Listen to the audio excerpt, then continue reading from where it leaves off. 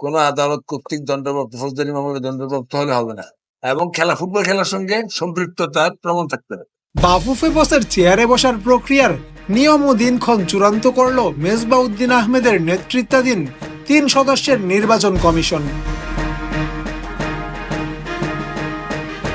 26 October hotel ইন্টারকন্টিনেন্টালে হবে vote গ্রহণ, চলবে দুপুর 2টা থেকে 6টা পর্যন্ত। এরপর গণনা ও বিজয়ীর নাম প্রকাশ। সভাপতি পদে লড়তে মনোনয়ন ফর্ম সংগ্রহ করতে খরচ গুনতে হবে 1 লাখ টাকা।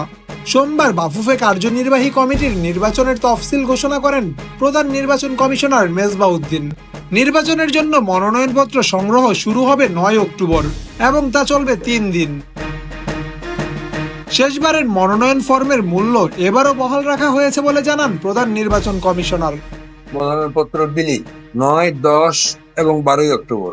মনোনয়নপত্র দাখিলের সময় হচ্ছে 14 এবং 15 অক্টোবর। মনোনয়নপত্র যাচাই তারপরের দিন 16 অক্টোবর 2024। দাখিলকৃত মনোনয়নপত্র পর আপত্তি দাখিল, এটার উপর শুনানি হবে পরের দিন শুক্রবার 18 অক্টোবর সকাল 10টা থেকে শেষ না হবে।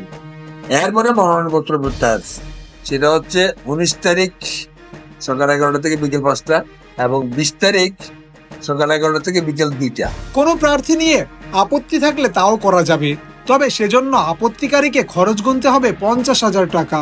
এছাড়াও মামলা থাকলেও অংশ নেওয়া যাবে নির্বাচনে বলে জানান প্রধান নির্বাচন কমিশনার মেজবাউদ্দিন আহমেদ। বাফুফের কার্যনির্বাহী কমিটিতে মোট পদ 20টি। সভাপতি, সিনিয়র সহসভাপতি, সহসভাপতির 3টি পদের পাশাপাশি নির্বাহী কমিটির সদস্য পদের সংখ্যা 15। বর্তমান সভাপতি কাজী সালাউদ্দিন আসন্ন নির্বাচনে সভাপতি পদে প্রতিদ্বন্দ্বিতা করবেন না, তবে এরই মধ্যে সভাপতি পদে নির্বাচনের ঘোষণা দিয়েছেন তাবিথ আউয়াল ও তরফদার রুহুল আমিন। জামান আশরাফ, টিম স্পোর্টস।